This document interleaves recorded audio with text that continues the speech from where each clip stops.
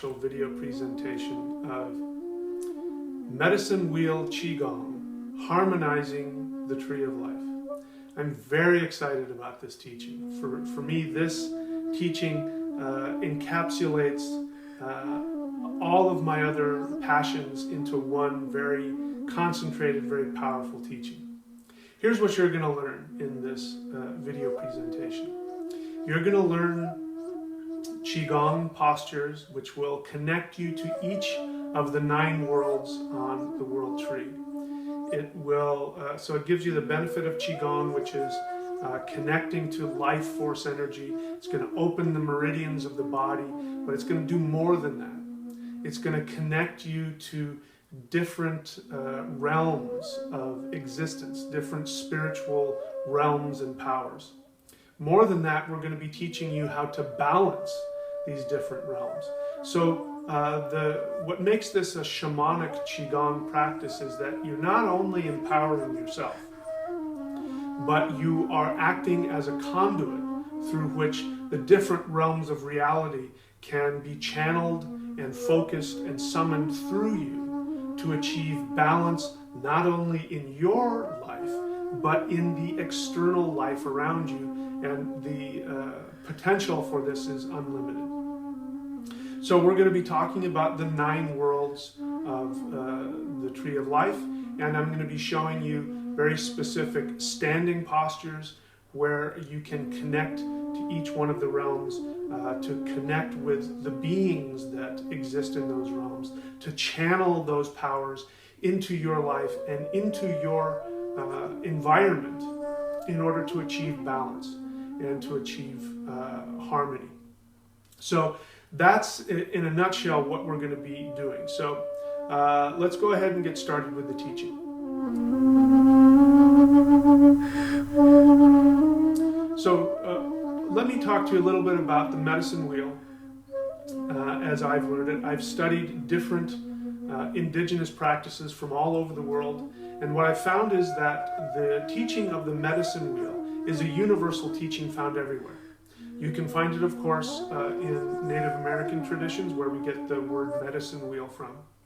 But you can find it in Europe, in East Asia, Africa. You can find it everywhere. So just to give you an example, in pre-Christian Europe, they had stone circles that can still be found today. Those are medicine wheels in and of themselves, using the different directions to tap into and to summon the power of the ancestors and the gods and the forces of nature. You've got the Bagua in the Chinese indigenous practice of Taoism. And Bagua means 8 gates, and it uses each one of the 8 directions plus the center to pull in the powers of each of the directions, and that's a very powerful practice in and of itself. In India, you have the 9 chakras. Now, most people are familiar with the 7 chakras, but in reality there are 9. And those 9 chakras match up to different points on the spinal column, which is the Tree of Life.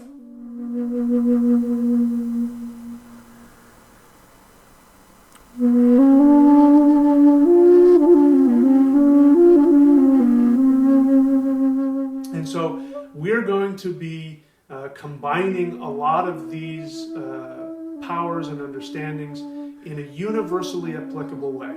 Because what I found is that each one of the 9 directions has the same vibrational quality in each one of these indigenous practices. And that to me means only one thing.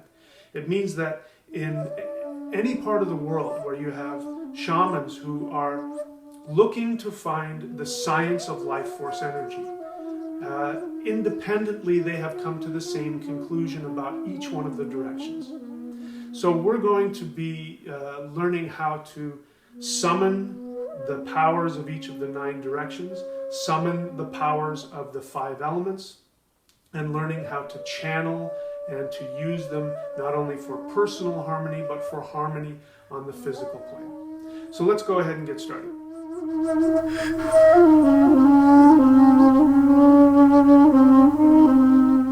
Okay, so on the medicine wheel, we have energy which manifests in a clockwise direction. So I'm going to be teaching you each one of these postures for the 9 directions, and we're going to be doing it in a clockwise fashion. And then I'm going to be going into some very specific ways that you can use the powers of the 9 directions in terms of balancing. So starting with the north. The north is the power of potential, unmanifested potential, and it's connected to the element of water. And when you have unmanifested potential, life force that's moving to create, to manifest, it starts moving in a clockwise fashion, and we get to the northeast. And in the northeast, we have the powers of the highest heaven. And this is the power of the celestial deities, the gods who live on Mount Olympus, the gods who live up on the highest clouds in heaven, who rule and who bring to us spiritual inspiration. So they're the celestial deities. So that's the first thing that happens. You have pure life force energy that's coming into manifestation. It's at a very high level of vibration, but it's kind of too pure for our realm of Earth here.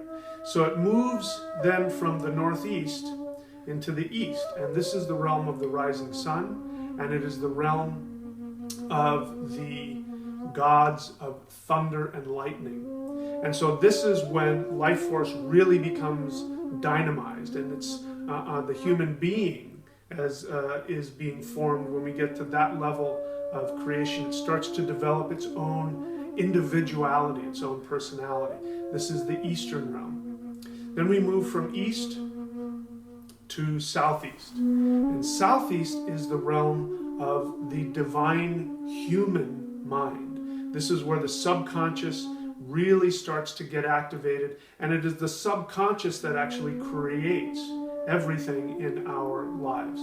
So when we get to the southeast, we're really learning how to tap into the power of intention and manifestation. And this is the power of the wizard, of the evolved human, of ideally humankind at its highest and most powerful. This is the realm of the southeast. And then we move from the southeast to the south. The south is connected to the fire element. And this is the realm of transformation through fire. It's the realm of warfare. It's the realm of shamanic death, where we go through a complete restructuring.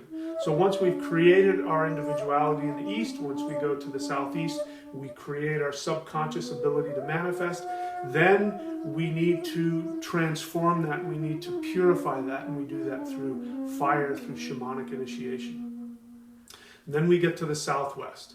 The southwest is the realm of the deepest recesses of earth, the powers of the underworld, of rebirth. And this is where the human being, the soul, goes after experiencing a death.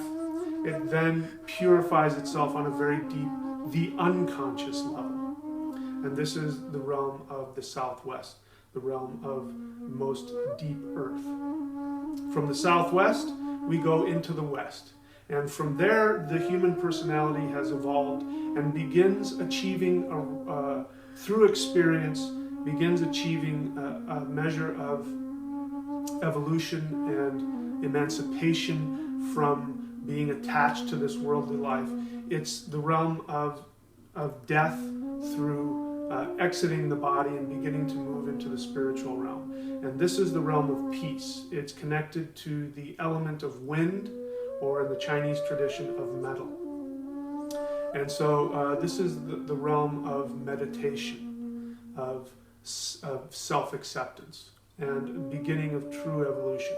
From the west, we move to the northwest. And the northwest is the realm of the immortals. And these are the beings and the personality. After it's gone through all of this, it starts to achieve the highest level of spiritual evolution. It's about to reach the highest plane, and from there, it's just purely connecting completely with the void, connecting with true essence, and all of the identity is lost in being absorbed back into the void. But life doesn't stop there. Life is recreated, it's recycled. So once we've gone from there, we go back to north, which is once again unmanifested potential. And then we go through the whole process again. And we do this in our lives. We see this in nature. This is how energy manifests. So we're going to be going in each one of these directions.